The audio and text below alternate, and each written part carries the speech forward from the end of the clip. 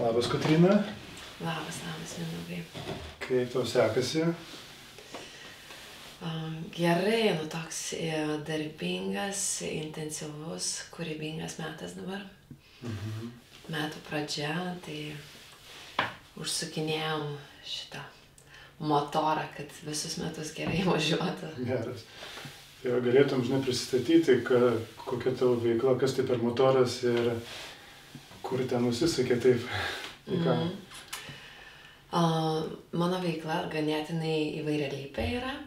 Aš atėjau iš teatro pasaulio, nuo vaikystės buvau teatre ir po to tai atėjo šokis ir galiausiai atėjo muzika, garsas. Tai tarp šitų trijų veiklų ir kuriu ir tuo pačiu ne tik kuriu, bet kviečiu žmonės irgi įsitraukti. Tai arba ta kūryba būna irgi kartu su kitais žmonėmis, teatrinė, performatyvi, arba tai būna terapinio, kūrybinių dirbtuvių pobūdžio. Ir, paskutiniu metu labai mane muzikos terapija traukia. Darbas su balsu, su judesiu kartu. Tai kaip suprantu, visumoje pas tave ir judesys, ir garsas, ir balsas, ir vaidyba, tokia kūryba tuo pačiu. Jo, mane labai domina šitas skirtingos medijos, skirtingos meno sritis ir tai tiesiog visą patirtį, kokią žmogus gali patirti per meną, padaro įtrauklesnę galbūt, nes mes turim ir per judesį gaunam tam tikrų impulsų, ir per garsą, ir vaidybą, aktorinis charakteristika tam tikra irgi tą visą bendrą paveikslą papildo. Tai mane ta visuma domina ir kaip iš tiesų siejasi tie dalykai tarpusavyje. Ir kaip yra balsas, jeigu iš teatro, iš perspektyvos žiūrint apie balsą, kokį vaidmenį užima, pats balsas ir jo būtent, pobūdžiai įvairūs?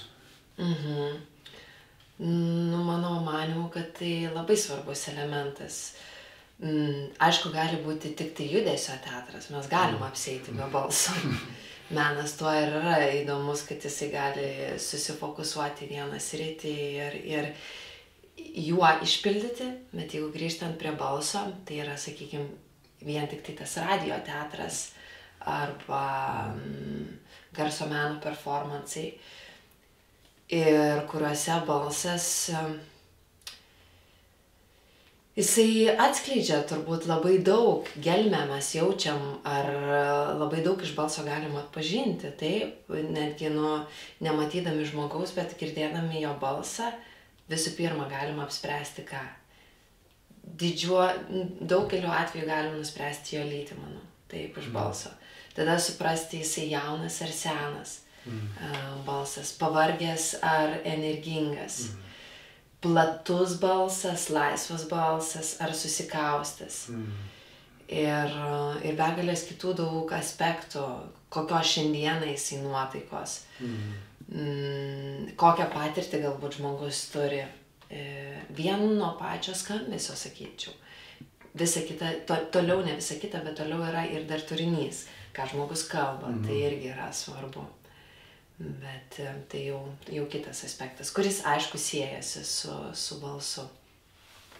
Man dabar atėjo mintis, ar galima balsu pagerinti savijautą, tarkim, kalbant, nes dažnai žmonės įsikalba ir geriau pasidaro kažkaip. Tas tai turbūt vienareikšmiškai yra. Tik tu kam nors pasiskųsk, ir tą pačią minutę žiūrėk, jau kartais net ir atsakymai ateina. Tai čia yra tas principas jo pasiskundimo, išverkimo, išsipasakojimo. Mes ne tik apie gerus dalykus žmonės turbūt norim kalbėtis, bet norim galėti išsikalbėti apie tai, kas yra nepatogu. Ir tas nebūtinai nepatogus, galbūt mums per sunku vieniems savyje tą talpinti. Tas jausmas galbūt labai didelis ir išsikalbėjimas jau savaime padeda nenešioti to jausmo savyje, vien tik savyje, praleisti, kažkaip tą jausmą neblokuoti. Tai tam yra ir aišku, ir dainos, mes kai dainuojam jaučiamės tikrai turbūt geriau, net ir tas pačias liūdnas dainas dainuodami pasijaučiam geriau, nes išjaučiam tą jausmą, nelaikom. Tai, o kaip balsas gali pagerinti, daugybė yra būdų, kaip balsas gali pagerinti savijautą. Tas pats pasakojimas, dainos, balso terapija, mantros, gydymas balsu vienas kitam, pasakos. Čia turbūt yra ir tas atvirkštinis yra dalykas, kad savijauta irgi įtakoja balsą. Jo, kaip jis skamba, tembrą, kaip ir jo šiek tiek minėjo, žinai, kaip iš balso galima atpažinti, kaip žmogus jaučiasi ir panašiai. Tai čia toks abipusis labai ryšys yra. Taip, vienareikšmiškai. Aha. Mes girdim iš balso, kokia yra žmogaus savijauta. Kai kuriuos dalykus galima nuslėpti čia nuo žmogaus, būna skirtingų žmonių, vieni gali būti labai chameleonai ir neatskleisti. Sakyčiau, ganėtinai, tas galbūt pas vyrus yra būdinga, jie turi tos ištvermės ir gali tverti dalykų. Tokia jų prigimtis. Ne visi, bet didžioji dalis, manyčiau. Bet jeigu klausom ir tyrinėjam tą balsą, tai galim suprasti jo. Garsas talpina savyje kažkokį kodą. Tai ne tik iš žodžių galima suprasti, ne tik iš minčių, bet ir iš tembro, ne? Iš paties garso balso. Mano manymu, daugiau galima suprasti iš muzikinio skambesio negu iš žodžių, nes kartais išsakyti vieniem lengviau pavyksta, kitiem sunkiau, kitiem pavyksta lengviau vis su praktika. Dabar yra, mes mokinamės, puikus tas pasaulis, nes ankstesniais amžiais daug kas buvo slapstoma, dabar mes turim tą, ypač vakarų pasaulis mokina mus, tą tokio atvirumo, ekspresijos. Tai mes turbūt judam į priekį, tobulėjam šitoje srityje, bet vis tiek daug mes tų slėpinių turim, daug kas yra pasąmonėje ir po truputį krepždenam, bandydami, ir balsas tą padeda. Mesgi su tavimi esam darę, atsimeni tą pratimą, kur tiesiog kaip aš šiandien jaučiuosi. Ir nepasakyti, išleisti garsą, nepasakyti idėją, kaip aš jaučiuosi, ten piktai, pavyzdžiui, ar suirzęs, bet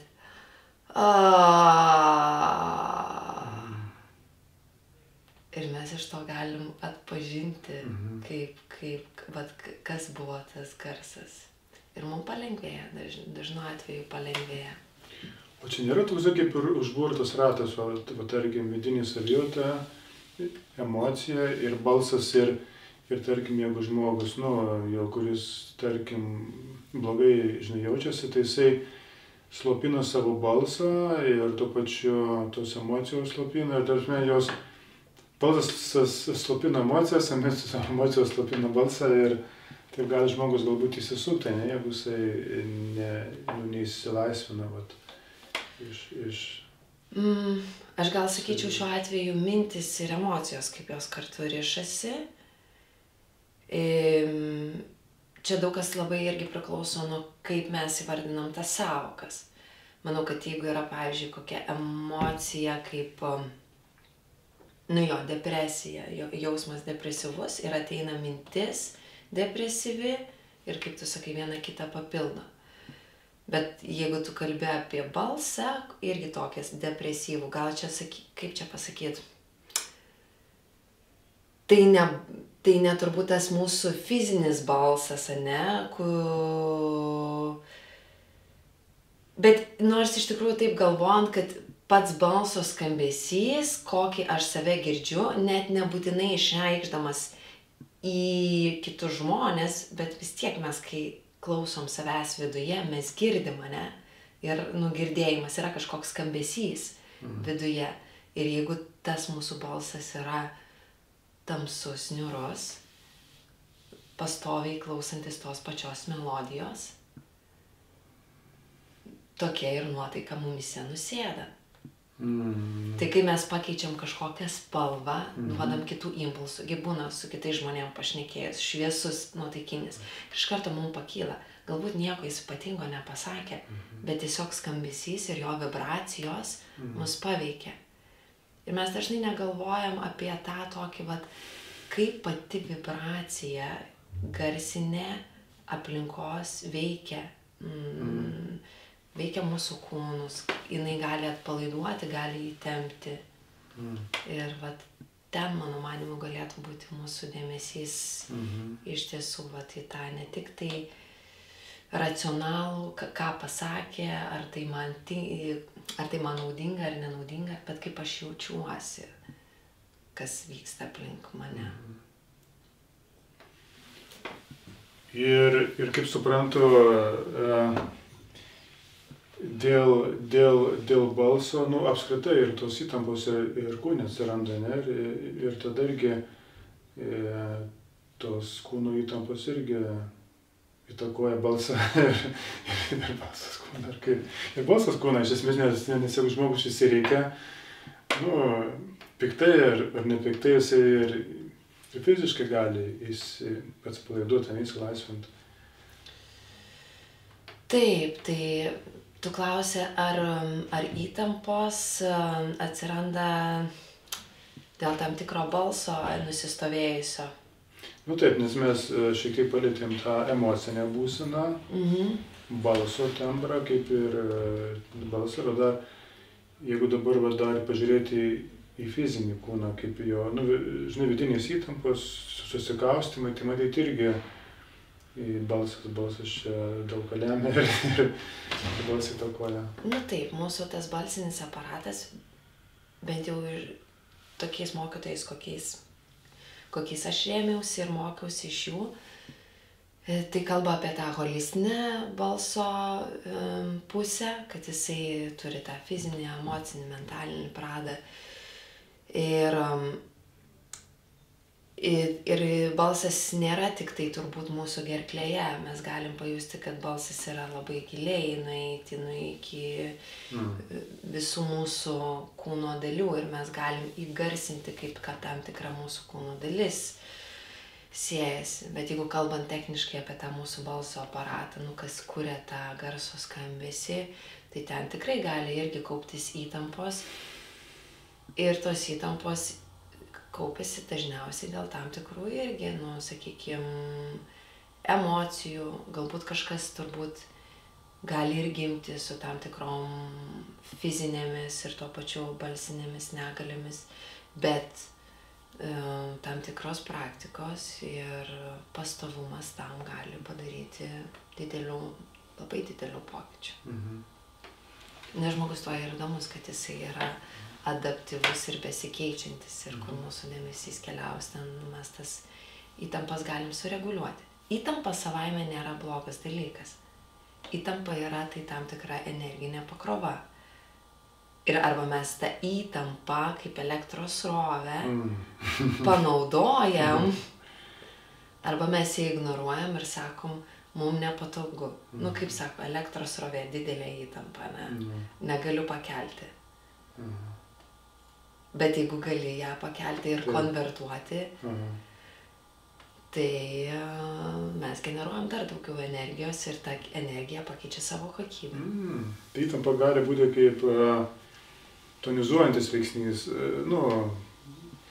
kuris skatina kažką tai daryti ir gali būti priešingai. Jo, bet dažniausiai mes kitaip savęs ir netonizuosim, jeigu nebus įtampos. Mes turim žvelgti į įtampą kaip energijos šaltinį,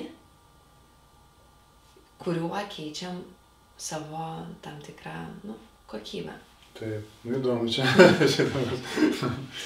Jo, tai įtampa savaime yra, kaip jinai yra pozityvus, mums gėrį nešantis dalykas. Tik tai kaip tą perspektyvą nusistovėjusią pakeisti. Depresija irgi yra gerai, Nes, jinai duoda mums galimybę mokyti, suprasti save, pažinti, kaip save susireguliuoti, kokius įrankius naudoti. Jeigu viskas būtų tik tai puiku ir gerai, nebūtų tų blokų, tos motyvacijos nebūtų tikriausiai, nes mes norim pokyčio.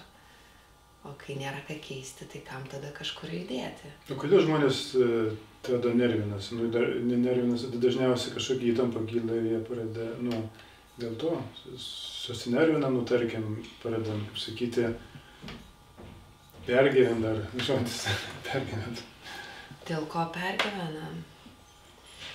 Tai žmogaus ganėtinai prigimtis yra, kaip pasakyti, galvoti apie tą išgyvenimą. Mums visų pirma jo reikia pasirūpinti tais tokiais, kaip čia pasakyti, tais pirminiais mūsų poreikiais, kur miegoti, kur rasti tą stogą, maisto, resursų. Tai jau yra stresas ir mūsų protėviai, iš tikrųjų, ir tie karai turbūt kilo dėl ir šitų dalykų, dėl išgyvenimo dalykų, dėl kovos vietos pasaulyje. Aš ar tu, žinai. Bet toliau, aišku, atsiranda ir kitų jausmų, žmogus nori ne tik tai poreikių, bet būti įvertintas, pripažintas. Ir jeigu mums tai nepavyksta pasiekti to reikšmingumo, galbūt kurio mes trokštame, tais subalansuotais, sveikais būdais, tai tada tų impulsų, tų emocijų gali kilti visokių ir tas nerimas, jisai, kai vyksta kitaip, negu mes įsivaizduojam, jisai kyla, kad mes pradedam bijoti, kad vėl gausis ne taip, kaip aš įsivaizdavau, kaip aš norėjau, o sukontroliuoti negaliu. Bet gyvenime dažniausiai užtrunka suprasti, kad dalykai vyksta ne pagal vien mūsų norus, kad mano norai turi derintis su gyvenimo norais, ko jisai nori iš manęs. Ir kažkur yra vidurys. O man įdomu, aš esu girdėjęs tokių istorijų, pavyzdžiui, yra dainininkės moteris, ir jiem, pavyzdžiui, gyvenime kažkas atsitinka, kažkoks išgyvenimas, tai vieni kažkaip suprantu, kad jie nugrimsta į tai ir, tarkim, netgi nuo kūrybos galbūt atsitraukia nuo dainavimo, o kitiem, kaip tik ta įtampa sukelia kažkokį naują postūmį gyvenime, žinai, poslinkį kažkokį ir vis tiek dainuoja ir išdainuoja tą ir išgyvenimą, išdainuoja ir visą kitą. Tai kaip čia tada, kodėl, pavyzdžiui, taip skirtingai žmonės susitvarko arba nesusitvarko su savo vidiniais veiksniais? Čia labai, manau, nelengvas klausimas į jį atsakyti. Taip kaip man atrodo, kad tai yra natūrali gyvenimo atranka. Žemėje yra balansas. Ir vieniem, taip lemta, kad turi pavykti, kitiem ne. Mums tiem, kuriem pavyksta, jau yra iššūkis susitaikyti irgi su tuo, kad kitiem nepavyksta. Mesgi, yra tas ir natūralus noras, kad visi būtumėm kaip šeima, kad visiems sektųsi, bet kartais tenka tuos šeimos narius, draugus paleisti, nes taip gavosi. Bet manau, kad mums reikia suvokti dar tą dalyką, kad yra brendimas natūralus procesas ir mes negalim pastumti laiko dalykų į priekį, negu tam tikriem procesam reikia. Kaip kad gėlė, jinai negali išsprogti greičiau. Arba mes tada turim įdėti tą žmogų į ypatingas sąlygas, arba augalą į šiltnamį ar kažkur. Galima tą padaryti, yra tų metodų. Turbūt yra tam tikri slaptieji vienuolynai, mokyklos, kur intensyviai yra mokomasi. Bet tai nebūtinai, manau, irgi visą laiką yra gerai. Nes tas natūralus laikas duoda tam tikrą organiką. Tai vat, nu, kitiem lemtas, nu, ta branda ateina, galbūt ne per, nu, tik tai tiek jisai per šitą gyvenimą gali subręsti ir tai yra puiku. Nu, kaip ta prasme, nu, vat, kaip priimti tai kaip pozityvų dalyką, o ne kaip ne iš gailesčio pusės. Reiškiasi, priimti tą tiesiog kaip yra, priimti, nu, ir pačiam savo, ir kitam priimti dėl kito. Nu, suprasti tą gamtą, žmogus labai panašus į gamtą yra ir matyti savyje tą, kokie yra tikrieji tie principai gyvenimo, kaip vyksta jisai ir atpažinti ir prisitaikyti prie tų procesų. Tada lengviau. O tai, Kotryna, vat aš žinau, kad tu vat ir prisistatei, kad per judesį, žinai, kaip išjudinti žmogų ir tas emociją išjudinti ir kaip balsą išlaisvinti būtent per judesio pratimus, ne? Kas tai per pratimai ir apie ką tai yra, kas tai per dalykas?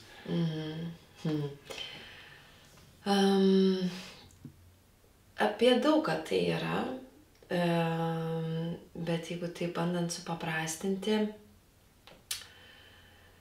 taip kaip ir tu pradėjai klausti, tai yra apie tos mūsų savijautos keitimą į gerąją, sakykime, pusę, į tą išlaisvėjimą. Kiekvienas žmogus gali turėti skirtingų tikslų ir tos metodikos padeda tų skirtingų tikslų siekti. Tai iš principo yra didžiulis įrankis. Balsas ir judesys, arba, sakykime, tas pats mūsų kūnas, ne, tai yra, nu, va, tai yra, ką mes nešiojam su savim kiekvieną dieną. Ir mes patys galim padėti savo labai daug. Nes mes turim ką? Mes turim vibraciją su balsu ir mes turim judesį. Ir judesys tai yra, nu, gyvybės toksai šaltinis. Per judesį mes generuojam tą energiją. Ir tada mes galim laviruoti. O jeigu norim gerinti savo emocijas, mes galim per balsą visų pirma atpažinti, kas slypi kažkokios užblokuotos emocijos ir tada per paleidimą, priėmimą jas priimti ir atsipalaiduoti, kad nereikia mums jų slėpti savyje. Tada kitas etapas yra, nu, sakykime, kažkokia tonizavimas savo kūno, savo emocijų per balsą ir judesį, keitimas, ne, tų impulsų, pozityvių davimas. Nu, ir klausimas, kas tas yra pozityvumas, tai gali būti, galbūt mums reikia pykčio impulso davimo, kažkokio būgno ar trenksmo, kad mūsų sužadintų, kad mes užsidegtumėm, kad nebūtumėm tik tai visą laiką kažkokiam tai pasyvume, kad tai daug tame yra, nu, niuansų ir tikslų galimų, bet iš principo tai yra, vat, man įdomu, kaip mes su tuo, kas jau mum duota, arčiausiai mūsų pačių ir su kuo mes esam taip arti kiekvieną dieną, kaip mes savo galim padėti. Nu, tiesiog, kai pradedi pažinti, tai tu gali eiti gatvėje, būti, nu, ta prasme, kažkokiose nepatogiose aplinkybėse ir tomis metodikom, kai jau esi kažkiek pažinęs, padėti savo bet kur, susireguliuoti. Tai tampa įrankis savo reguliacijai gyvenime. Aš kaip suprantu, reikia žinoti tuos judesio metodikas, būdus, ką padaryti ir ką daryti, kad susireguliuoti, įsijudinti. Taip, tai yra, nu, kaip pasakyti, vieni eina per eksperimentavimą, žmonės galbūt, nu, vat, vieniem gaunasi ta savireguliacija per judesį ir kažkokį balsą, ar tik per vieną iš šitų metodų. per savo atradimus kažkokius, tai. Bet kai yra tos, sakykime, tikslingai žmonės dirba daugelį metų, judesio praktikos yra labai ir gilių praktikų, ne kaip joga, kovų menai, kur žmonės tas metodikas stebėdami gamtą, žmogaus prigimtį, bendrom jėgom tobulino tūkstantmečius. Tai yra, gilios žinios ir turbūt gal ir kaip ta atranka yra ne visiems ir lemta, ne visi tiek motyvuoti yra tą pažinti, reikia pakankamai daug užsispyrimo. Jo. O šiaip man įdomu, balsas kaip kūrybos priemonė per balsą. Aišku, per judesį žmogus gali kurti, rankomis ir panašiai. Bet šiaip aišku, mitologinė prasme tas balsas, garsas yra kaip kūrybos ir priemonė, o šiaip iš aktoriaus perspektyvos, kaip tas balsas, kiek jisai turi tos galios, kurti, šiek tiek turi, aišku, tiesiog kaip tavo požiūrė. Tai kiekvienas mes iš jo turbūt pasiemame ir kokį ryšį su tuo savo balsu užmezgame. Čia kaip su bet kuo, tai yra instrumentas. Aš pirmą kartą paimsiu būgną į rankas. Aš galėsiu kažką padaryti, bet iki tam tikro lygio. Tai bus, ta prasme, mano yra ribotumai, kiek aš galiu. Kuo daugiau žaidžiam su tuo instrumentu, kuo daugiau jį pažįstam, tuo mes laisviau jaučiamės, nes žinom jo galimybės. Žinom tą atpažįstam turinį ir dar daug yra dalykų visą laiką nuolat ateinančių iš pasąmonės ar naujų impulsų iš išorės. Tai yra nuolat atsinaujinantis įrankis, kaip Google'as atsinaujina, tai taip ir mūsų balsas, jis gali mums duoti kažkokių naujų impulsų. Tai kiek mes su juo bendraujam, tiek, čia kaip ir su žmogum, kiek tu pažinsi kitą žmogų, prisileisi, tuo vis labiau galėsi su juo kažką dar užmegzti ir apsikeisti, vis atvirėja. Tai čia, man atrodo, praktika, kiek mes tam skiriam laiko. Ir, gerai, o kodėl, kai kurie dainininkai tampa labai,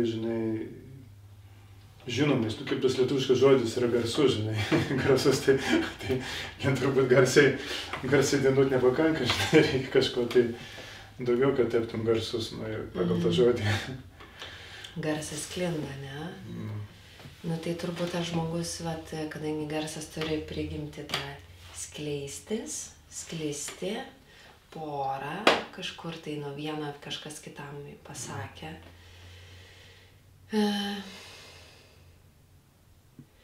Yra daug turbūt tų, kaip pasakyti, aspektų, dėl ko kai kurie yra labai įdomus, bet vis tiek lieka galbūt netiek pastebėti. Vieni labai nori būti pamatytais, atpažintais ir seka tą impulsą savyje, tą troškimą ir turi motyvaciją ir jiem pavyksta. Charizma, man atrodo, tai labai lemia, vis tiek yra charizmatiški žmonės ir charizmatiškas tada tuo pačiu ir balsas yra, jis dinamiškas, įvairialypis. Mano manymu, kas nepadeda, tai buvimas vien tik tai technišku, labai fizišku.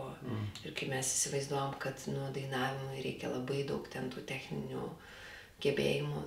Taip, reikia, jeigu tu tikrai nori dainuoti sudėtingus kūrinius, kurie būtų netikėti. Bet tuo pačiu tas tiesos pojūtis ir nuoširdumas, kaip žmogus sugeba turėti tą balansą tarp tai, ką jisai jaučia ir kaip jis tą, ką jaučia, geba ištransliuoti tą pačią tiesą, neapsimetinėti, neįtikti. Tai čia priešingybė to, kai mes norim būti įvertinti ir atpažinti. Ir priešingai, kai mums to tiek pradeda nebereikėti, mes nebijom, kad būsim atmesti ir leidžiamės dalintis tuo, ką jaučiam.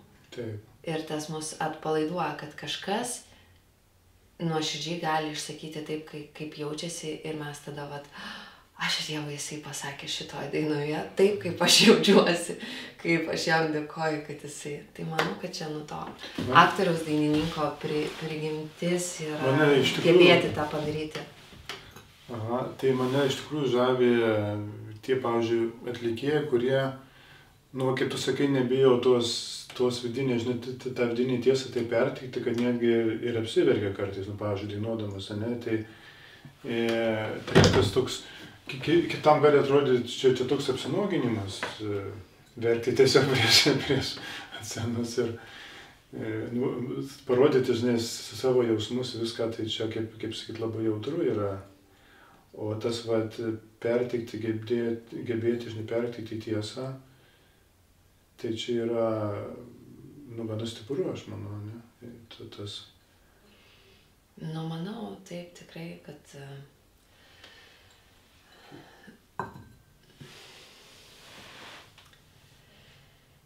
mes patampam pažeidžiami, taip, kai mes dalinamės, bet galbūt mes bijom, kad kažkaip tai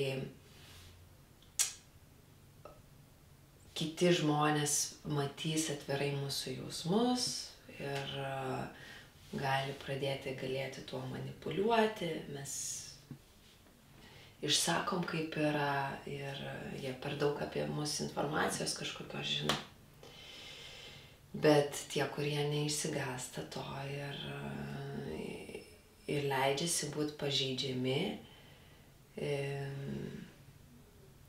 jautrus, tai labai suartina, tai to žmogus nori, jisai ieško dažniausiai tokio santykio. Na geriau, tai kaip tada, kaip tu įsivaizduotum tokį, žinai, žmogų, kuris, praktiškai, žinai, pilnai ir balsu moko save išreikšti, ir judesiu, žinai, kas tai per žmogus, kaip jis atrodytų. Aš manau, kad visi mes tą darom kiekvieną dieną, mes ir judam, ir kalbam, ir išreiškiam. Tik tai kartais, mūsų fokusas nueina į ten kažkokius darbo reikalus ir mes net, apskritai nekreipiam dėmesio tai, kaip mes kalbam ir tai, kaip mes judam, kaip mes sėdam, kaip jaučiasi mūsų kūnas, kaip mes jaučiam save erdvėj. Ir mintyse dažnai, tasai būna mūsų dėmesys. Tai tas tikslas, ką aš stengiuosi daryti su žmonėm, ką praktikuoti, tai per balsą, per kūną judesi, atkreipti dėmesį į šitus aspektus, ir kurie labai keičia tą gyvenimo kokybę, bendravimą.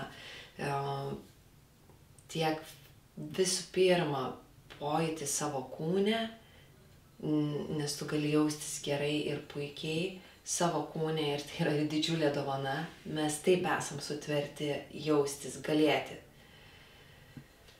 Tai tas, kuris, mano manymu, tas, kuris artėja prie savo balso potencialo ir savo kūno potencialo, tiesiog išnaudoja tas gyvenimo dovanas, kurios yra jam suteiktos. Jis gali tikrai jaustis, laimingas ir platus, galėdamas naudotis įvairiomis tomis balso spalvomis, galėdamas reikšti laisvai balsu emocijas. Ir tas pats su kūnu, nes, kai matom šokėjus, ką jie gali daryti su savo kūnu, kokias skulptūras, kaip pasakoti, tai yra tikrai labai smagu per save patį būnant taip arti tą patirti. Ir tai sukelia įvairiausių ir sensorinių pojūčių, ir jausmų. Tai aš dabar pagalvoju, gal aktoriai, žinai, ypač ten teatro aktoriai, gal jie yra, kaip sakyti, tobuliausiai, ta prasme, kad jie, stengiasi, žinai, pilnai išnaudoti tą, ką Dievas jiems suteikė, žinai, ir kūną, ir balsą. Aš pritariu tai minčiai, kad iš tikrųjų, tai yra jo panaudojimas to, kas yra iš tikrųjų, kaip ir tu sakai, duota, išnaudojimas tų žmogaus galimybių ribų plėtimas. Ir tas dvasinis mūsų tobulėjimas, jis yra neatsiejamas nuo mūsų to kūno per save. Mes čia tą visą darom, tai kai vystom save, kai vyksta tie pasikeitimai, tai manau, kad taip, tie, kurie dirba su kūnu, su balsu. Aš tikrai nenoriu nuneigti kitų ten ar specialybių, bet aš manau, kad žmogui tikrai yra tas svarbu atkreipti dėmesį į tuos aspektus, kas yra kiekvieną dieną su mumis. Tai yra, kas yra arčiausiai mūsų, ir daryti tiek asmeninę higieną su kūnu ir su balsu, ir tiek, vystyti, pažinti jo galimybės. Taip plečiamės, mūsų pasaulis darosi įdomesnis, mes tampam nesiauri, nes jeigu mes nevystom, tai ta energija, jinai blėsta, senka, mes senėjam, mes senstam ir panašiai. Bet mes esame matę žmonių, turbūt susidūrę, kurie vis tiek yra gyvybingi, būdami net ir vyresnio amžiaus. Ir kaip yra žavu į tai žiūrėti. Tai mes patys renkamės kaip mes norim tą gyvenimą patirti. Taip. Ką, tai norisi uždainuot dabar pati šaunių minčių. Jo. Ir dar ką norėjau pridėti, kad ta vibracija kūne, jinai yra nuostabus dalykas, kad mes ne tik tai fiziškai galim save tobulinti, bet ir pasitelkti tą, kaip čia pasakyti. Iš tikrųjų pametu mintį, kažką norėjau pasakyti apie vibraciją. Taip. Tai matyt... Buvo impulsas atėjęs toksai, bet... Bet matyt, aš supratau, kad vibracija kaip toks reiškinys, jis yra gana stiprus, ir iš esmės per balsą vyksta vibracija. Ir iš esmės, nes tarkim aš... Jau prisiminiau. Aha. Taip. Tai tiesiog pabaigsiu mintį, aš su tibetietiškais dubenimis ten tokį masažą dar uždedu man kūną, tai irgi grynai per vibraciją, tas dubuo vibruoja ten giliai, į audinius eina tas garsas. Tai taip, būtent apie tą momentą irgi, kad mes, ir kai su tavim esam darę tuos pratimus balsu vibruodami savo kūną, tai panašus principas yra, kaip per vibraciją mes galim sužadinti savyje tą energiją, kuri, sakykime, užmiega, nes jinai yra, ją mes neatkreipiam dėmesio, kad jinai teka tuo kūnu, užsispaudžia per emocijas, per mintis.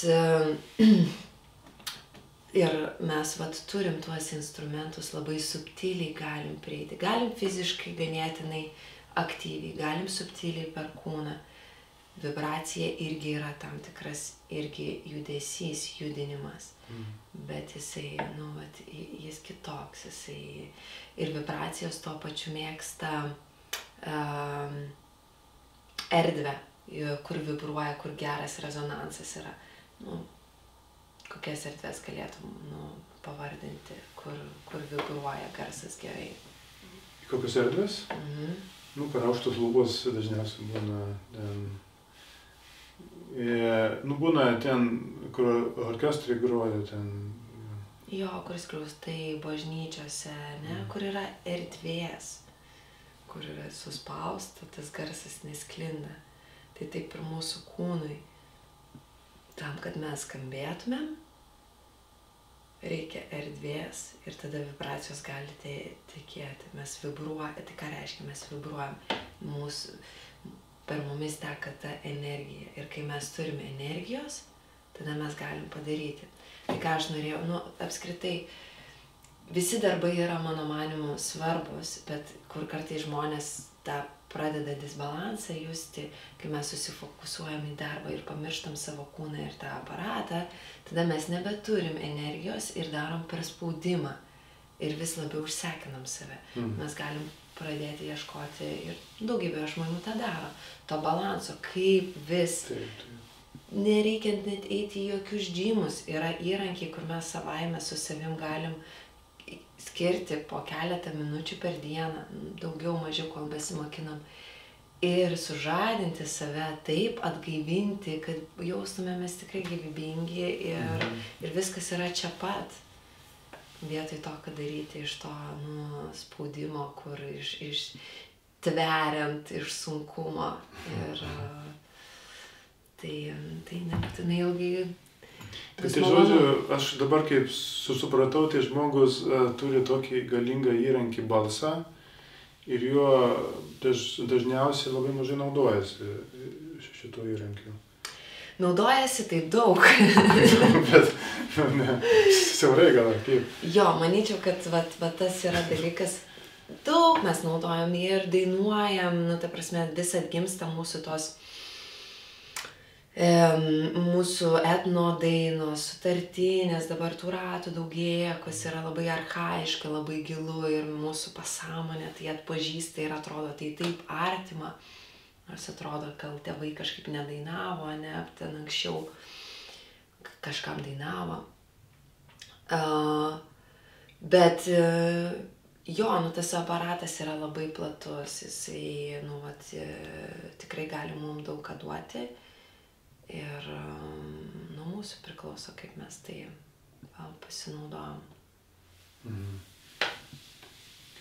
Tai žodžiu, daug yra galimybių su balsu. Gerai, tai gal tada kažką palinkėti, kažkaip jau, jeigu į pabaigą einam, tai... Palinkėti... Pabandysiu pagalvoti, ko noriu palinkėti, pajust. Dažnai žmonės to įtampai, kaip sakyti, įtampa gali būti ir teigiamas dalykas, kaip pažiūrėsi. Tai...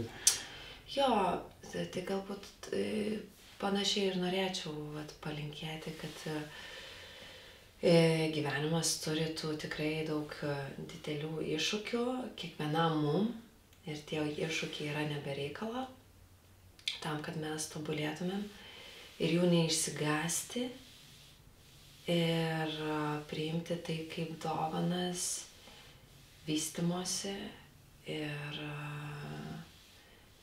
atrasti tą grožį ir iš tikrųjų atrasti resursus, aš linkiu, kuriuos mes turime ir jie yra be galo subtilūs, estetiški ir padedantis mums patirti labai galbūt ir gilius jausmus ir malonius pojūčius kūne. Tai kartais tai būna per skausmą, per nepatogumą, per galbūt atrodant keistus, neįprastus dalykus, kurie iš tikrųjų patapę galbūt mums yra nebeįprastai, nes mes nebenaudojame to, ką galbūt mūsų ten protėviai tuo naudojasi, mes užmiršom, kad tai yra taip arti mūsų ir vėl priartėti prie šitų galingų įrankių, kuriuos mes turim. Tai žodžiu, žmogus visus įrankius jisai turi iš esmės, tik tai mokėt pasinaudoti jais. Jo, matyt, kad tiek mes, ką jau turim, kiekvienu momentu yra, man atrodo, visą laiką yra pakankamai. Mums nieko netrūksta. Jeigu, mokėsim aplink pasižiūrėti, kas yra čia šalia pat. Taip. Būti artimi savo patys. Nu ką, tuomet dėkui, ar dar kažkokia mintis galbūt yra, ką norėtum, Kotryna, pasakyti? Daug tų minčių jų gali būti, bet kartais galbūt suklusti yra gerai, tai jau turbūt kažką papasakojau, dabar norėčiau turbūt jau kas mane išgirdo, tai norėčiau turbūt susitikti gyvai su žmonėm, kuriuos domina, tai ir turbūt išgirsti juos, nes viena yra kalbėti apie tai, o visai kas kita yra tuos dalykus patirti, per patyrimą. O kaip tave gali rasti tada, jeigu žmogus norėtų kažkaip įsijudinti ir balsą savo, atrasti naujai, kaip turėtų ieškoti? Tai mes esame įsikūrę Užupyje, Užupio meno inkubatoriuje, vadinamės Užėteka. Tai vat suvedę internete Užėteka, suras mus. Tai ieškoti ko turėtų? Užėtekos tinklapio ar per socialinius tinklus ir ten yra kontaktai, tai ne taip jau sudėtinga Lietuvoje surasti. Gerai, tai ką, dėkui už pokalbį. Ačiū tau, buvo labai malonu. Dėkui.